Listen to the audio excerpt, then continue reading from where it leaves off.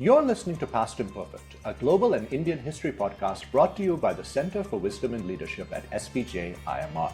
I'm Dinyar Patel. Adam Smith, Karl Marx, and Joseph Schumpeter had two things in common. First, they all predicted the eventual end of capitalism. Second, they've all, so far, been proven wrong. John Cassidy, a staff writer at The New Yorker and the author of Capitalism and Its Critics, joins us today to discuss the life and ideas of over 30 major thinkers about capitalism. Cassidy's book profiles well-known figures like Smith and Marx, but also several women and non-Westerners, people like Flora Tristan in France and J.C. Kumarappa in India. As people today turn against neoliberalism and globalization, as some even predict the end of capitalism, these thinkers remind us that both capitalism and its critics have been remarkably resilient. Thank you, John, for joining us for this particular recording. I'll begin with something that you just discuss at the very end of your book about how we're currently in a moment where everyone is predicting the end of capitalism. Economists, policymakers are looking at neoliberalism and saying that something has got to give over here. We, of course, have been here many times before in history. Many people have predicted the end of capitalism. I wonder if you may have any thoughts on what's similar and different about the current moment. Well, I think the difference now, Dinyar, is that I think we're in a sort of unique, I wouldn't say unique, but a very unusual historical conjuncture. When you're getting critiques of capitalism, we can talk about what capital means, but whatever it means, we're getting critiques of it from the left and the right. That was one of the reasons that sort of got me interested in the book. I think there's a sort of crisis of legitimacy on both sides of the spectrum. And if you go back into history, you really have to go back, I think, to the 1930s to see that sort of type of critique when it's a sort of pincer movement against sort of liberal capitalism. So I think that is new. It's not completely new. As I said, we had the 1930s. But that's how I would situate it in history. I'm not saying we're going to end up with the same outcome of the 1930s, but just in the American context, this book was written in the sort of context of originated in the context of Bernie Sanders running with a critique from the left, and Donald Trump in 2016 running with a critique from the right. People have forgotten now that he did actually run with a critique of sort of rentier capitalism. He was attacking the bankers. He was attacking multinationals for shipping goods abroad. Of course, when he got elected, he then turned around and gave the corporate class the biggest tax cut they've had in years. But his actual election platform was running on a critique. So I think that's what distinguishes. Obviously, I grew up in England where there's been strong left-wing critiques of capitalism forever. But the fact that it's coming from both sides is, I think, something pretty new, or at least something our generation has never seen. Aside from the current political context, and I well remember when I was teaching in South Carolina when Donald Trump came through in 2016, right. and I remember just going and listening to one of his speeches and being very surprised by that kind of populist economic message that he had. Aside from the current political context, you, of course, have been writing for 30 years in The New Yorker about various affairs related to capitalism and the economy. Right. How did that longer tradition of writing about business and economic affairs influence the writing of this book? I mean, what was the rationale for deciding to turn to the history of capitalism? So, yes, I've been writing professionally about capitalism and sort of business, the economy for longer than I care to remember. I first started in the mid-'80s, so we're getting on for 40 years now. So my whole professional life really has been covering, I'd like to say I've had a sort of front row seat at the sort of development of American and international capitalism for the last 40 years. I've written about the international agencies, the IMF, the World Bank, the Washington Consensus was in place when I first started writing about it in the late 80s and early 90s. I went through the Clinton regime, wrote about Larry Summers when he was Treasury Secretary, Joe Stiglitz, that whole debate. Then wrote about the financial crisis, the origins of it, and wrote a book on the sort of economics of the financial crisis in 2010. And then obviously the great, the Euro crisis and the great rise of populism on the right since then. So that sort of, I've always sort of come at things from a sort of the intersection really of what I'm reading about and sort of economics. I've always been very interested in economics. I was trained as an economist. And I've always been interested in sort of intellectual history. And I thought, given that sort of background, I've written two previous books on capitalism, really, as I say, on the financial crisis and one on the dot-com boom in the 90s. It just seemed there's an opportunity for a bigger book here, putting the current situation in much larger historical context and trying to relate the debates about sort of financialization, inequality, environmentalism, all the great debates which, consumers, to the larger history, because of course, as a historian, almost all of these debates go back to the very beginnings of capitalism. So that's how I got sort of into the book. I originally thought I might just start in sort of after the Cold War, and then I thought, no, that's just going to be another history of neoliberalism. And I thought maybe go back to the Second World War and explain the rise and fall of Keynesianism and Bretton Woods and everything. But then you have to explain how did that come about. Then you get back into the sort of 1930s, Great Depression. There was sort of infinite recursion going on. So I eventually decided, look, it's probably better just to start at the beginning. Then there's a huge debate where the beginning is. But I decided arbitrarily that the beginning was the start of the Industrial Revolution in England, because I'm writing about industrial capitalism, really, although there are a couple of chapters on mercantile capitalism that we can talk about. So that was the sort of framework of the book. And I wanted to do it, how many people are going to read, there's been lots of histories of capitalism.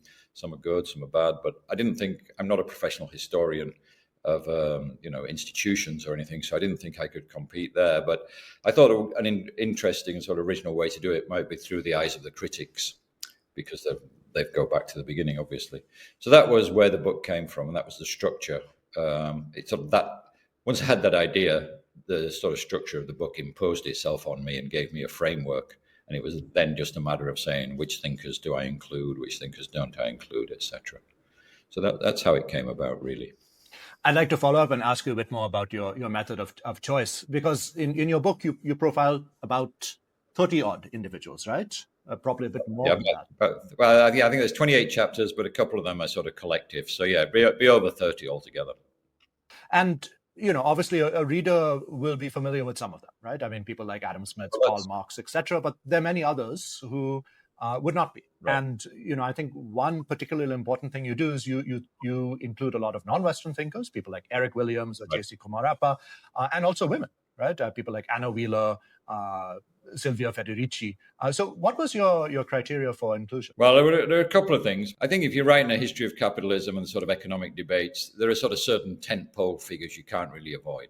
So I knew I had to write about sort of Adam Smith, Marx, Keynes, maybe Weber, another one. But, there have been lots of books written about them as well, although I was very interested in them, so I was glad to do that. But I wanted to make it more original and better narrative. Obviously, I'm a New Yorker writer. I believe in narratives. You need some people that nobody's thought of before. So I was interested. And also economics, as you know, has been a very sort of male-centered subject forever. So I wanted more women, and I wanted to make it. Capitalism as itself is a global phenomenon, obviously. So I wanted to make it a global book. So I wanted to have some thinkers from Asia, South America, Africa. Because that's the subject. You cannot tell the history of capitalism without ranging around the world. So that's how I did it. And then the individual figures, it just came from my reading. If I thought somebody was interesting enough, I'd say, well, let's do some more reading on this person. And then there were certain people I thought, well, they're interesting, but they don't deserve a full chapter. I was looking for people who I could sort of tell a larger story around.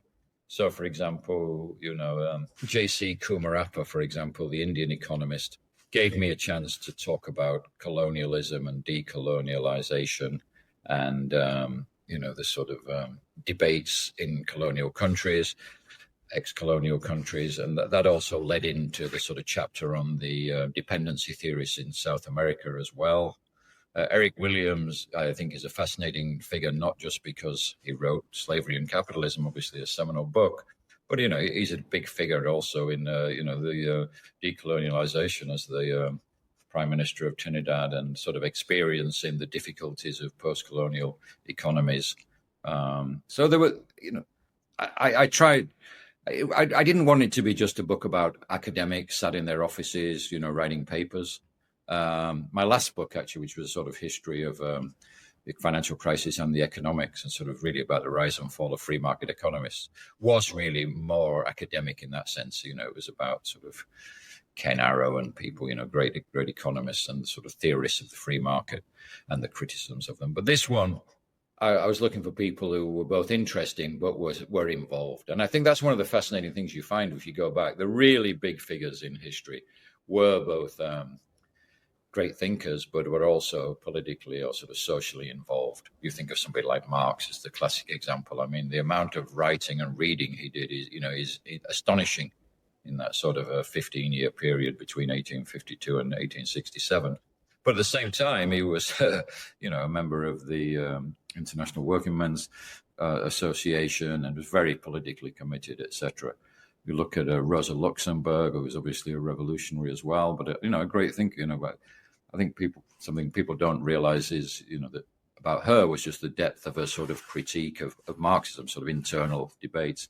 So I'm a journalist, so people like that, they just, they give you a narrative thread and at the same time allow you to examine large themes. So that was what I was looking for. I was looking for people who've led interesting lives, but also were involved in big debates at the time that allow me to explain the sort of evolution of capitalism. So, as I said, big figures who had big thoughts, but were involved in, large movements at the time. That was largely my criteria for people. And not everybody in the book meets that criteria. But most of them, even the recent ones, someone like Thomas Piketty, for example, who I used to explain the sort of debates about globalization and inequality. Piketty is a political figure too, especially in France, but also around the world with his proposals for a wealth tax, etc. So, he sort of fits into the framework of somebody who is, an important academic, but also a political figure of sort. Joe Stiglitz would be another example of that in the modern world. But of course, that you can't really be compared to people like Marx and Rosa Luxemburg, who were sort of on the front lines. Yeah, I mean, speaking of someone like Luxemburg, many of these figures meet with tragic ends, right? I mean, you profile Nikolai Kondratiev also, who is shot during Stalin's purge. Yeah, I mean, it is. Yeah, I mean, obviously, Rosa Luxemburg was killed after the socialist revolution in Germany in 2018 by Freikorps, who was sort of neo-Nazi militia. And Nikolai Kondratiev, who was famous for his long wave theory of capitalism, was a member of the SRs and was actually in the government, in provisional government in Russia in 1917 after the February Revolution. Then lost his job after the November Revolution when the Bolsheviks took over. But he was still involved in debate. The early Soviet Russia was there was still open debate until Stalin came along. So he was in the early 1920s. He was involved in debates about economic policy as well as doing his research, which is known now on the sort of theory of the long cycle. But eventually, when he fell foul of the Stalinist regime, was seen as, portrayed as a deviationist and a sort of counter-revolutionary, which I don't think he was, but there's no evidence that he actually was. But they were the charges made against him, and he was put in prison and served his sentence. And then when he served his sentence, they basically tried him again and shot him. So, yeah, I mean, these people lived history. They weren't just commenting on it, a lot of people. So again, that just cynically as a sort of narrative historian, that makes for hopefully interesting reading and draws people in. But I didn't want to just, pick the most dramatic people. It just so happens in those cases they are. But again, it's certainly the fact that if Kondratiev had just been a sort of obscure academic who, came up with a paper on the long waves in 1923 and was rediscovered in the 50s, I wouldn't have written about him. But it was a way to get into the sort of Soviet debates as well about, what should replace capitalism. I'm going to read a line from your introduction, which talks about some of the criticisms that have been consistent throughout the various individuals that you profile in your book. Quote, over the centuries, the central indictment of capitalism has remained remarkably consistent, that it is soulless, exploitative, inequitable, unstable, and destructive, yet also all-conquering and overwhelming, end quote. How can some of these earlier assessments, taking the views of these 30 critics of capitalism, help us make sense of current day debates about neoliberalism and globalization? Well, I think, the quote you just read, I think that would be true in the early 19th century, and it's still true today. I mean, the debates about inequality, for example, or exploitation, go back to the very beginning. If you go back and look at the pre-socialists of the early 19th century, as I do, in Britain, and the rise of the sort of labor movement in Britain, a very nascent labor movement in the 1820s. Somebody like William Thompson, who I write about, who was the man who came up with the term surplus value. Everybody thinks it was Marx, but actually it was him writing in the 1820s. The title of his book was Inequality. It was about the wealth inequality. So these are debates, and I quote from him. He has very ringing sentences about how could a system, which delivers such wealth, also deliver such inequality and such poverty. That could be an op-ed in the New York Times today, and it's a book written in the 1820s in England. So I think that now, the sort of soullessness critique also goes back to Marx and alienation. He's writing about alienation in the 1840s, going up through Veblen in the 1890s, where he's talking about conspicuous consumption. Most consumption doesn't, he argued, doesn't, especially at the top end, doesn't really relate it to welfare. It's just about ostentation and sort of keeping up with the Joneses, etc. Again, those critiques, could be written anywhere today and are written anywhere today. So I think a lot of the sort of debates we have, people don't realize how their sort of historical antecedents and how they've always been, they've always been there. If not, capitalism changes obviously over the decades. One of the themes of the book is how protean it is, and we've been through various systems, sort of early industrialization, the rise of the sort of labor unions and the welfare state, the great crisis of the 30s, the construction of the Keynesian social compact after the Second World War, rise of neoliberalism, and then the sort of backlash against that, which we're still living through. But so, now in our current constellation, the debates are largely about, not largely, but certainly, one of the biggest debates is about globalization and inequality. But again, you can take that one back, and if you read the Communist Manifesto written in 1848, Marx and Engels have got all these ringing phrases about how the capitalism drives the bourgeoisie all over the earth, creating the world in its own likeness, sort of a great homogenizing force. It seems incredibly prescient when you read it today. Yeah. So again, I think that's what interested me, and hopefully it's what interests the reader. It's certainly the thread. I didn't want the book to be just a sort of encyclopedia. He's 28 interesting thinkers. Or I'm sure some readers will just want to read one individual chapter. It is sort of, you can, if you want to read a sort of primer on Marx and Engels, there's a chapter. If you want to read a primer on Veblen, there's a chapter. But I tried to make it a unified narrative. And the way I did that was to try and use the themes which run through it as a sort of recurring thread, because they do recur through all the thinkers. I mean, talking about soullessness, for example, J.C. Kumarappa, who I knew very little about before I started the book, turns out to be, sort of very deep critiques based on the Indian experience of sort of the rise of capitalism, and had this sort of vision for village-based economies, which arguing they'd be much more sustainably, economically, environmentally, but also morally. Those arguments were made. He wrote these books in the 1920s, and really they were ignored for decades. But he's been rediscovered by the sort of degrowth movement in the West now, and is sort of seen as a prophet of sustainability. So again, that's an example of something I didn't know about. I thought it interesting, and I think hopefully those sort of threads run through the whole book. You find people and ideas which you didn't realize could be traced so far back. Since I'm speaking to you from India, I was particularly intrigued that the first economist, the first critic of capitalism you profile, of course, is William Booth, who was a East India Company servant, a Dutchman who later falls afoul of the East India Company and writes a very scathing critique of the company. And I wonder if you could talk a little bit about how the East India Company figured in so many of these early critiques of capitalism. Obviously, there's a huge debate about what capitalism is and where it came from. I didn't really want to get into those. So I just decided, as I said, to start arbitrarily in 1770. Now, I did that for two reasons. Number one, because that was the year when, in northern England, the first sort of water-powered cotton factory was founded by Samuel Arkwright and his partners. And that's the sort, if you do study economic history until recently anyway, that was where the sort of, industrialization story begins. But, capitalism already existed. There was a global system of mercantile capitalism, of which the East India Company was the exemplar. And it turns out that in 1770, they were involved in a great sort of scandal in London. They were sort of a too big to fail company, and they'd got into financial trouble, and they asked Westminster Parliament for a bailout.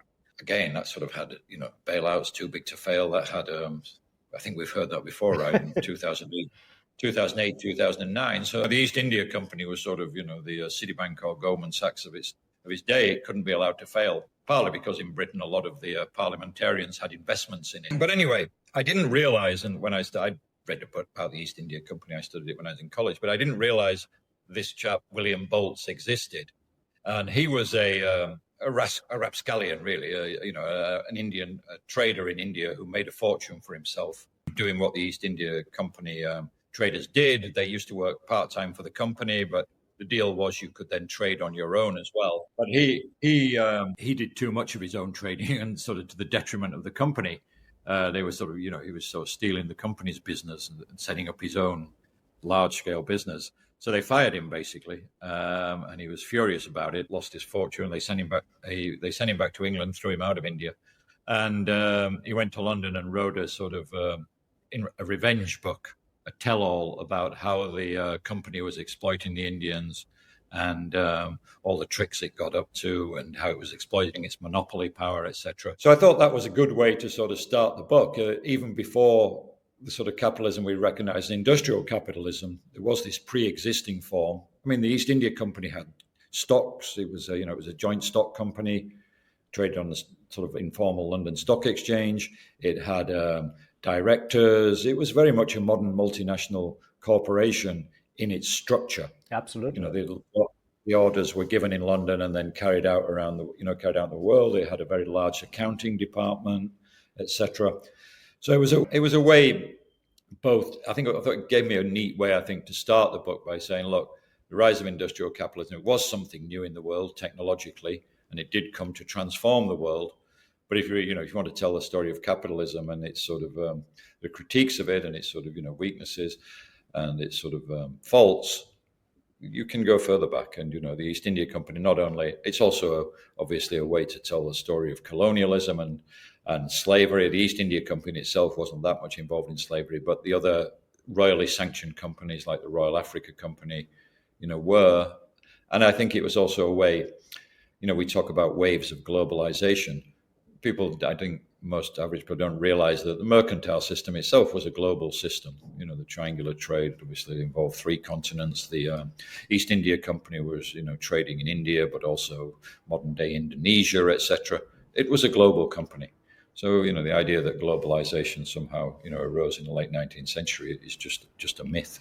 Of course. So that's where I started with him. And Boltz himself, as I say, just sort of a colourful rapscallion, another guy who sort of had a sad end, because even though he wrote his book, it didn't help him, and he never got his money back, and he launched a few more schemes, but ended up in poverty and died in a poorhouse in Paris. So I wouldn't say he was a victim of capitalism. He was, it stopped working for him at some point. I mean, you're right. I mean, he was definitely a questionable figure, but he was significant in his own way. I mean, I was just coming across something recently which pointed out that he might have been the first person to propose a newspaper in India. So he left his own legacy in many ways. But right. Well, that's the East India Company, right? I mean, there's again, it's a way to sort of get into that sort of He was an interesting figure. I don't think he'd been written about in a sort of popular book before as well. So that was correct. That was good. In fact, I think through maybe 3/4 of your book, the one theme that really is present aside from inequality is empire. Empire is something that seems to launch some of the most radical critiques of capitalism, and that goes beyond even people like Marx or John Hobson or Rosa Luxemburg, but even other figures like, say, Anna Wheeler or William Thompson, who are from the Protestant elite in Ireland, or Florio Tristan, who goes to Peru right after liberation from Spain. What do you think it was about empire that formulated these very radical critiques? That's a very good question. I mean, I think partly it was a moral reaction. Somebody like Flora Tristan, who was the French novelist in the 1830s, who was of Peruvian ancestry, and actually visited Peru to see her family. Obviously it wasn't easy to go from Paris to Peru in the 1830s. She got on a ship and had all sorts of adventures getting there. But when she got there was a civil war going on, and she was struck by the sort of the colonial structure there and the racial divisions, etc. And her party, her family, she realized, were part of it. They were the Spanish colonialists, and they lived a very aristocratic lifestyle, whereas the public, the average person was very poor, and there was still slavery there. She has moving accounts of going to visit, a sort of a sugar plantation. So I think part of it was just a moral thing, but also for the sort of economic critiques of capitalism, there's always been this debate about what role does imperialism and play in sort of propping up the capitalist system. Is it essential? And if it is essential, how is it essential? Or is it more incidental? And that theme runs through it in a lot of ways. I mean, even in Marx, there's a big debate about what Marx really thought about colonialism, because he said different things. In India, for example, notoriously he said, he stressed that it was a sort of progressive force because it got rid of basically the sort of localism and the old traditions. He thought it was a sort of just a necessary, or he said at the time, he thought it was a terrible system, but it was a modernizing force. So he recognized it's productive. If you go into the later 19th century, when we have the scramble for Africa and everything, you mentioned John Hobson. He made the argument that basically capitalism, this sort of pre-Keynesian argument, that capitalism suffers from underconsumption because it's so unequal. The wealth piles up in the ruling class, in the capitalist class. The capitalists don't consume as much as workers because they have a lower amount. They just they save a lot of money. That sort of just sits there, and there's a macroeconomic problem that sort of stagnation appears. In Hobson's book in 1902 about imperialism, which was written on the basis of his trips to South Africa, he witnessed the Boer War firsthand.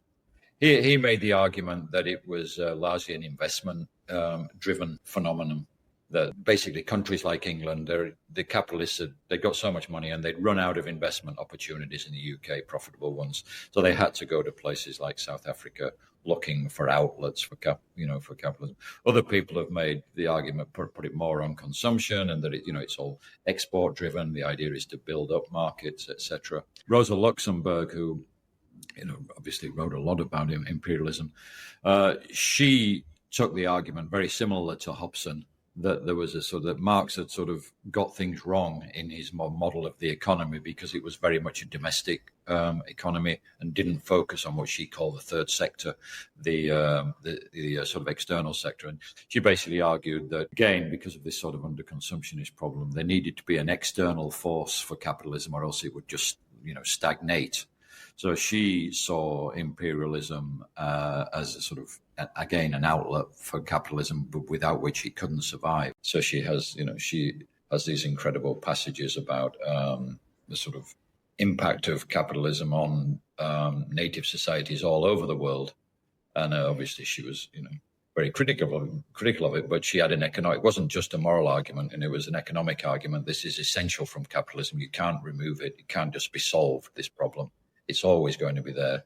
So capitalism is, innately a sort of an imperialistic force. Shelves from a British Marxist in the 1980s, Bill Warren, who made the sort of the original Marx argument that imperialism, I think his book was called The Imperialism Pioneer of Capitalism, that the capitalist role was to sort of, strip away the old ways of doing, sort of get rid of the residues of feudalism or whatever all over the world, and sort of open up markets for capitalism, and that was, it was a productive force. And in the sort of economic model of stages of capitalism, you have to go through there to reach, the possibility. You have to reach a certain level of productivity and output before there are any possibilities of socialism. So he made that argument in the 80s. He got killed from all sides. But that sort of threads of what are the, I think, people on the left I've always had a pretty unified sort of moral and political critique of imperialism, but the question of what economic role it plays I think, has always been there and contested to some, and it still goes on. It's still very interesting. The debates about American imperialism, etc. Obviously, they still go on. Empire now, and in the field of history, I mean, it's probably the biggest subject there is, right? Of course. So, yeah. It's quite apparent that many of the thinkers you profile are not just revolted by the presence of inequality, but very in-your-face gross inequality. I'm thinking in particular of someone like Friedrich Engels in the 1840s, or later on, Right. you have someone like Henry George in the Gilded Age. And their analyses of gross inequality was linked to some idea of the role of the state. This seems to be quite apparent and quite different from what, say, early socialists thought. Right? You point out in your book that a lot of early socialists were reluctant to kind of look to the state for solutions, but by the time of, say, someone like Henry George or others, like John Hobson, they're looking towards the state, right. And this is well before Keynesianism. Yeah, well, it's very interesting. I mean, I certainly hadn't realized the extent to which the early socialists, the communitarians, sort of rejected state action. And the reason, when you think about it, is pretty obvious, because they lived in an oligarchical state. So they didn't see the state as an instrument of progress in sort of the 1820s Britain. If you think of the Luddites, who'd appealed to Parliament to help them, the hand loom weavers, etc., and basically been just waved away and said, sorry, that's progress. You have to go and starve in Lancashire or wherever.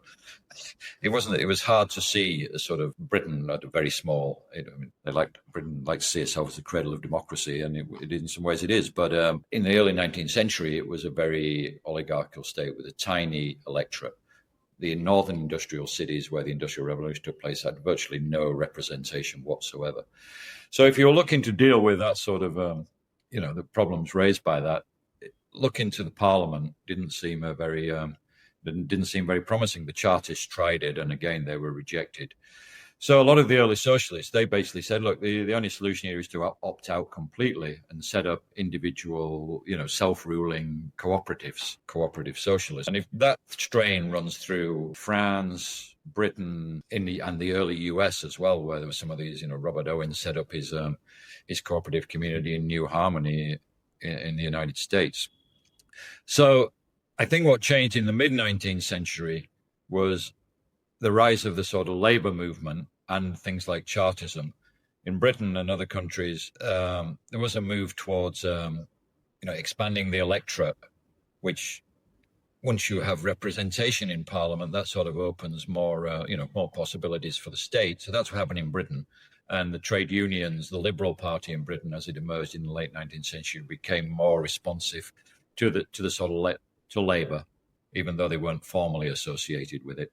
And in Germany, of course, you had state action as a sort of way of heading off socialism and the unions. Bismarck, when he founded the sort of, first proto-welfare state in the 1870s and 1880s, was very much an attempt to sort of, divert put down the rising socialist party, basically, and give the working class a stake in the system, so that they won't be revolutionary. And in Britain, liberalism became associated with the state. There were, partly because the state had changed, there were factory laws by the mid-18th century. Trade unions were legalized in 1868.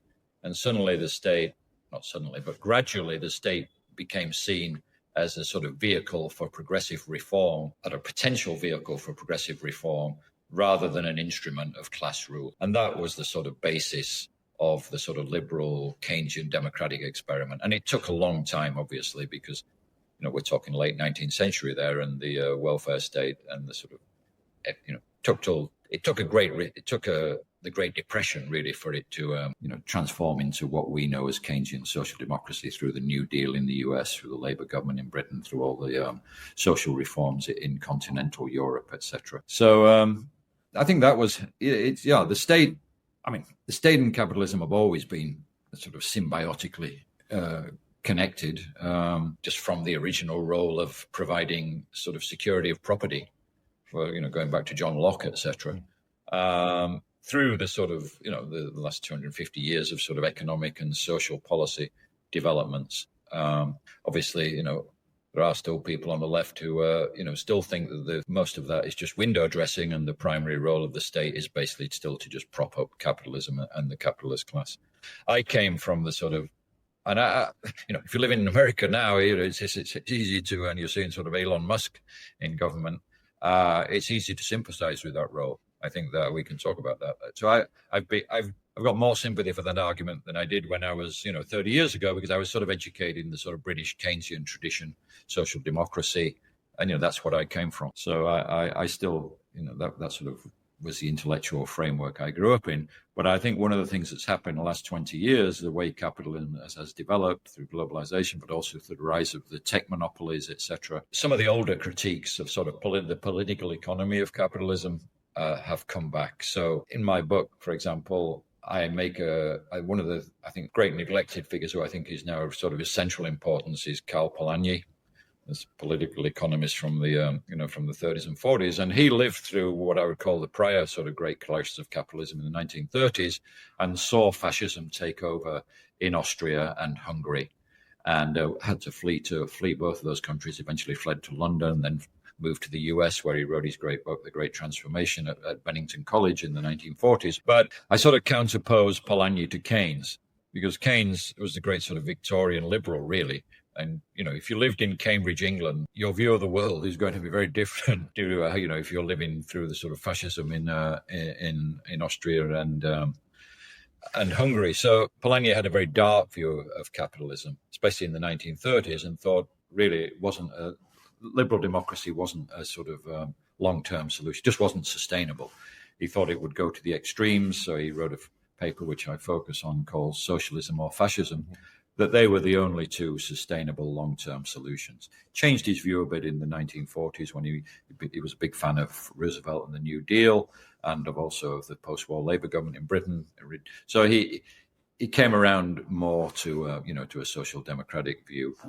But I think the critiques he put forward in the 1930s, they speak to us now. When I was in college, economists certainly didn't study Polanyi. Maybe some sociologists did or whatever. But now I think he is a central figure there, because the forces he was writing about, we see them right in front of us now. So my views, I'm still very interested in economics and economic theory, etc. But I think if you're trying to even just analyze the economy now, you have to have a sort of political economy perspective as well. And that's that's been a shift in my thinking over the years. And I think that's reflected in the book. Yeah, Polanyi is someone who's definitely come back. His ideas seem to have gained, increased resonance over the past 2 or 3 decades. And perhaps this is a good opportunity to talk a bit more about Keynes and his legacy, and as well as his critics. I mean, as you mentioned, you grew up in England, where Keynesian social democracy was still alive, right, until the era of Thatcher. Perhaps we can first talk about what was qualitatively different about the type of state that Keynes had in mind. I mean, you have the longer lineage, of course, of the state being used as recourse for dealing with inequality going back to the late 19th century, but something was different after Keynesian economic policies came in. Right. Well, there are a couple of things, I think. I mean, the Keynesianism, it doesn't. I mean, we call it Keynesianism, but you have to go to Beveridge and other people. Keynes is just the figurehead. There were various parts of it, and obviously, FDR here in the United States. There was a macroeconomic aspect. This great failure of capitalism, which I've already spoke about, underconsumption, the sort of stagnationist critique. Obviously, in the 1930s, in the Great Depression, that was not just a critique, it was a reality. Capitalism looked like it was on its last legs. Even some of Keynes's students in Cambridge were joining the Communist Party of Great Britain. And, obviously that was so liberalism, which was basically Keynes's religion, appeared to be on its last legs. And he wanted to save it. Keynes was a capitalist, a supporter of capitalism, but he thought it had this fatal flaw. So the sort of macroeconomic aspect of Keynesianism is the state comes in as the sort of spender of last resort. So when there's a recession, you turn to the state, G up fiscal policy, either through tax cuts or increases in public spending. And that's this sort of Deus Machina savior of capitalism. Instead of just spiraling down, as it seemed in the 1930s, the government can step in and put a floor on things. And that, I think, even conservatives around the world now agree with that. Whenever we have a recession, the Republicans agree to a stimulus package. That's just a basic feature of the modern world. But that was Keynesianism on the macro side. But then on obviously the domestic policy side, the construction of a comprehensive social safety net. In the UK, we had the National Health Service, but also national education, old age pensions, etc., giving the populace a bigger stake in the system, higher taxes, financial repression. It was financial repression. I don't mean that they were locking up financiers. I mean the financial system was tightly regulated with interest rate caps, restrictions on international capital flows. So there was a domestic sort of social safety net aspect to it. And then the third part of it was a sort of tripod, really, was the international system of sort of free trade, or not free, but freer trade, gradual trade liberalization under the auspices of the general agreements on tariffs and trade, with the sort of IMF and the World Bank there sitting in the background. But really, as vehicles for the US basically was the international fulcrum of this system, playing the same role the British did in the 19th century, as the sort of they also played a role of the sort of consumer of last resort. So they were the three, as I said, tripods of Keynesianism. And in what we've seen over the last 40 years is basically, apart from the macro one, which I think is still there, sort of the state will lend in a recession, the social safety net and the sort of international Keynesianism have both been just steadily dismantled, really. Not completely, of course. There's still a social safety net, but in Britain, Thatcherism reduced safety net, and also something. The other aspect of Keynesianism, which I should have, is really a four-legged stool, was the labour movement. Labour movement is central to Keynesianism, both in the UK and in the US, where we had the sort of so-called Treaty of Detroit, where in return for labour peace, basically the idea is firms will share productivity growth with the workers so that real wages over time rise. And that was the experience of most of the 20th century. Under the early decades of capitalism, when Marx and Engels were writing, that didn't happen. We had what economic historians refer to as Engels' pause in Britain, where productivity was rising because of all the new machines that were being introduced, automation, but wages were stagnant. So that was the immiseration thesis. So people will say, oh, Marx and Engels, they got it all wrong. Well, they did looking forward, but the world they were writing about was actually, very, you could see where they were coming from. There was immiseration. It was absolutely dismal. Yeah, exactly. They're basically they're living.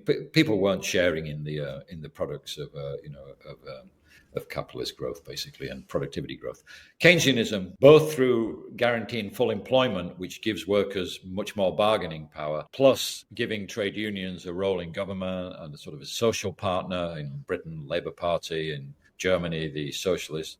The SPD, in France, the Socialist Party, etc. The labour movement was a central part of the sort of social democratic settlement too. So again, I was saying, 40 years, that in Britain, that probably was the primary, front in the Thatcherite war, was to take down the labour movement and destroy their power. The argument being that they'd become overpowerful and that they were restricting, productivity growth and investment, etc. Obviously, I grew up in the 1970s with the great industrial disputes, the strikes, etc. And that was the background to Thatcherism. And then what we've seen, again, after the demise of the Cold War, there was a great sort of move towards sort of financial liberalization and the sort of dismantling of the restrictions on international finance, which culminated in, the global financial crisis. That was another aspect of, what we now refer to as neoliberalism. So you say what's left of the Keynesian settlement at this stage? Not very much, really. So I see but neoliberalism has obviously disgraced itself as well through the global financial crisis and through sort of the rise in inequality and the rise of the sort of tech barons. The whole monopoly capitalism critique, which we haven't talked about, is coming back, as that's another thesis which goes back throughout the history of capitalism and is back again. So I see us in this sort of interregnum period where there's sort of certain plasticity in the situation, because we've basically thrown out sort of Keynesianism and neoliberalism, but what's left, or what's going to be constructed on top of its ruins. And there are various options out there. There's Chinese state capitalism, Trump sort of economic nationalism, Trump, Modi, Orban, etc. Economic nationalism in various forms. It's obviously different. There are different variations of it around the world. On the left, the far left, I think the sort of degrowth sustainability movement that, look, let's just turn our backs on all this GDP growth. It doesn't really, generate much, and it destroys the environment. So we really need a radical rethinking of things.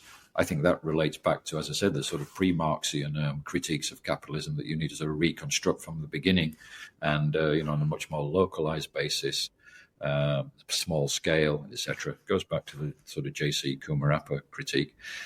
Personally, I don't think that's a sort of practical option for the sort of world, entire world. So what's the sort of centre-left offer out there is I think the great question, because that's obviously, if you look around the world, all great parties of the centre-left are basically, in maybe, I don't know if it's terminal decline, but they're in terrible decline. If you look at what's happening in the UK, where the Labour Party, come back to power for the first time in 14 years, there's a sort of 20% approval rating. Look at France, Socialist Party, string of worst results ever. You look at the Socialist Party in Germany, similarly. So there are great debates inside these parties, etc. Where do we go from here? And I think, I don't have the answers, but I think if you sort of look at it in the great context of history, it gives you more understanding of where we are. And, I think we are in a situation where we're in, as I said, social theorists talk about, punctuated equilibrium or whatever. We're in, I think, a situation where there is some plasticity, and it's very hard to see what's going to emerge as the sort of next model. So, as you mentioned, there are many things that one could talk about, but issues like degrowth, monopoly. But just in the interest of time, I want to conclude by asking you about returning to the issue of inequality. I'm speaking to you from Mumbai, which is, perhaps one of the most unequal cities in the world. And the most recent global inequality report for 2026 that was just released a few days ago pointed out how India has some of the most flagrant inequality of anywhere else on earth. I forget the precise statistics, but a phenomenal amount of wealth in this country is owned by only a handful of people. And of course, India is only one of several countries where that's the situation. And of course, if you go to the US or the UK, you have, still rising and quite staggering inequality over there. So my last question to you really is, given this longer history that we've been talking about, the longer history of capitalism as well as its critiques, what do you think the longer term reaction is going to be? I mean, is right-wing authoritarianism a passing phase, or is it something that we need to get more used to? Is it not going away anytime soon? I don't think it is going away anytime soon. I think it's a reaction to the trends you talked about. I mean, it's ultimately a reaction to sort of globalization and rising inequality and sense, that people weren't sharing in the, in the growth, which I think was totally. You just have to use the trends you mentioned. Obviously, the great Piketty inverted U's chart of rising, of inequality going down in the middle of the 19th century and then rising dramatically since the 1980s. We can debate. There are massive debates about how extensive it is and how how it varies across countries. But I think the central trend is clear. So you have this right-wing, populist reaction, and that creates great problems on the left, because I said a few minutes ago that one of the pillars of Keynesianism and social democracy is the workers' movement, labor movement. So what do progressives do when the labor movement moves to the right? That is the big question, because the liberalism, social democracy politically was basically an alliance between the labor movement and liberal intellectuals and sort of benevolent capitalists. And the labor movement, working people, they obviously provided the numbers and the voting bloc. If that goes away, or a large block of it goes away, the prospects for sort of centrist liberalism, I think, are very poor. So I think there has to be some way. You have to appeal to the left and centre left has to appeal to the masses again. And I think one of the ways to do that is through tackling sort of head on this sort of, this sort of rise of hyper-capitalism and the most massive agglomerations of wealth at the top, especially in the coming age, if the AI revolution is going to accentuate that. So I think, things like wealth taxes, I think, are just inevitable and B, necessary. Because if you have to finance the state, obviously, and if the what we're witnessing is a big shift of income to capital, basically, and away from labor, there's already been some significant shift in a lot of Western countries over the last 20 or 30 years, but it looks like AI is going to accentuate that. It just won't be possible to finance a sort of a modern progressive state on the basis of taxing labor income. So I think finding ways to tax capitalism is going to be central. That's one aspect of it. Then the whole question of sort of monopolies, how you deal with monopolies. When I was originally studying economics back in the 70s and 80s, there was, people like John Kenneth Galbraith who used to write about big corporations, but then it seemed that, sort of General Motors of the world and the General Electrics, they got taken down by globalization. So that sort of critique went out the window. But now it's back because it's very hard, especially in the US, where the great techno monopolies are based. I think any sort of coherent model of view of the future, we have to deal with that. Otherwise, you see the sort of Varoufakis critique that we're going back to some sort of feudalism. I think has some purchase. So, I think, as I said, you have to have big thoughts. I don't think muddling our way through the middle is going to work anymore. You see that in the UK, for example, with the Starmer government. They've come in and they're just fiddling around the edges, and it's a disaster. I think people are looking for bigger changes, and so that's why I'm more sympathetic to this, the sort of view that really we have to have a sort of comprehensive new sort of social settlement involving higher taxes on wealth, strong antitrust policy, some sort of, the AI we haven't really talked about, but are we really going to allow sort of, AI to be owned indefinitely by 5 or 6 companies around the world? Or should AI be considered more of a public utility and regulated in that way, or perhaps even nationalized in some places? I think those are going to be the debates going forward. John, I'd like to thank you so much for spending so much time to talk about your book, not just the thinkers that you describe in your book, but also the larger themes, which I think are really relevant in the current state of politics around the world, both here in India, of course, in the United States, and in other countries like the United Kingdom as well. So thank you again. No, thanks. I've enjoyed our conversation. Sorry if I don't have sort of simple solution. I don't think there are any simple solutions, but I think the message is that I would like people to leave people with is these big debates go back a long way, and it pays to educate yourself about them before you sort of plunge in. And I certainly learned a lot writing this book, so hopefully people learn something if they read it. Excellent. Thank you so much. Thank you. Yep. Bye. Thank you.